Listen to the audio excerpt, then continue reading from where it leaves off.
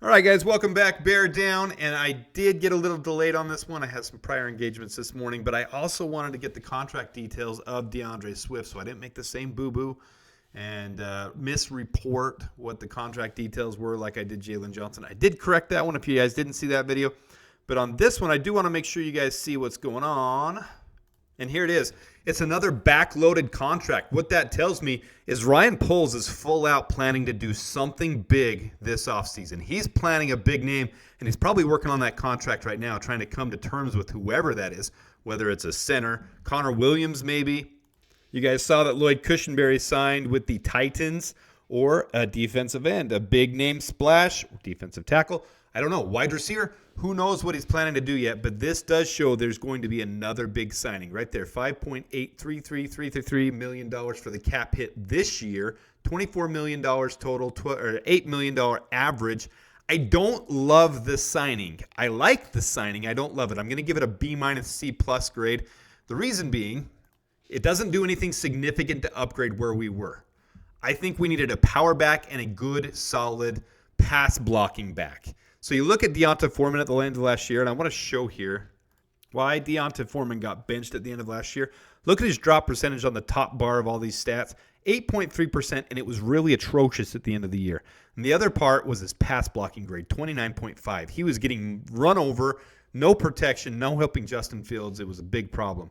So that ranking there at the bottom right, the 14 out of 60, 27 out of 60, 49 out of 60, 45 out of 50, obviously 59 was wrong. That doesn't tell the whole story. It doesn't tell the whole story where a running back ranked because D'Onta Foreman wasn't the 27th best back. That's his PFF grade, and I don't completely agree with the PFF grades, especially when it comes to running backs. So to go over these real quick, elusiveness is that ELU, yards per attempt, yards after contact, drop percentage, yards after contact when receiving, breakaway yards, which I love in a running back because it gets that big, wide open, big yards when they're in the open field. On the second row down, that's their blocking. So their run blocking, pass blocking, blocking efficiency, their overall grade, PFF grade, the yards they ran, and their ranking. So look at DeAndre Swift. His elusiveness, it's not phenomenal. Yards per attempt is up there. I like that. His yak is decent. Drop percentage really low. So I really like that in DeAndre Swift. He's a good receiving back, and he does really big things in the open field. So even though his elusiveness is only 46, he really is a good wide open runner and a good receiving back. So his yak per reception is 7.1. So when he gets the ball on a reception, 7.1 yards. His run blocking's okay. His pass blocking's not great. Better than D'Onta Foreman.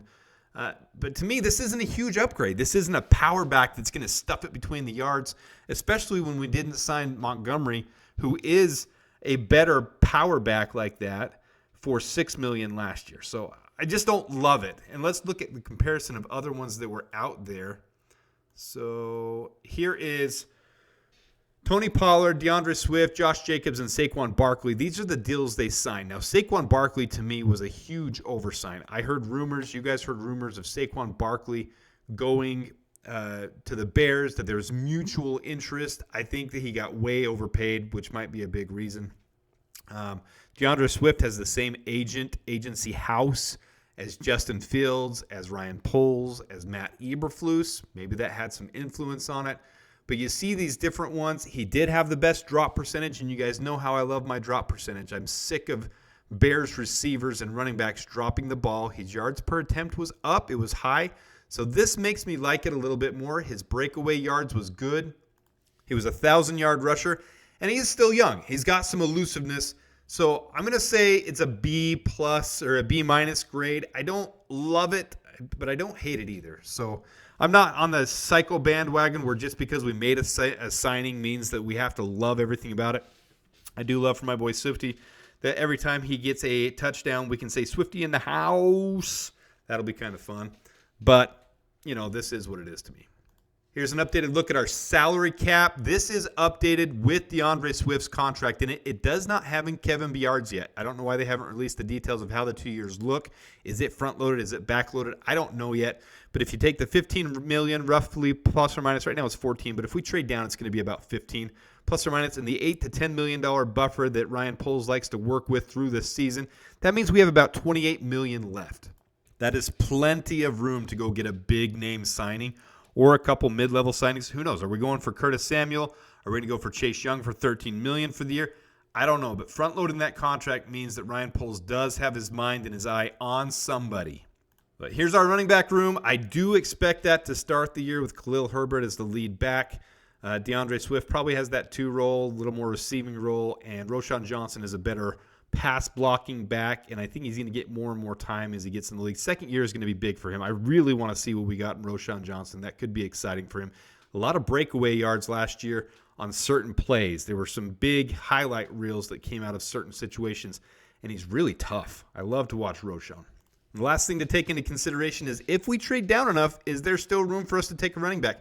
We'd have to cut Travis Homer, but his deal is so team-friendly that we could cut him and basically pay nothing on the dead cap. So he's $2 million, and basically all of that is forgivable. We wouldn't have to pay him hardly any of it, a couple $100,000.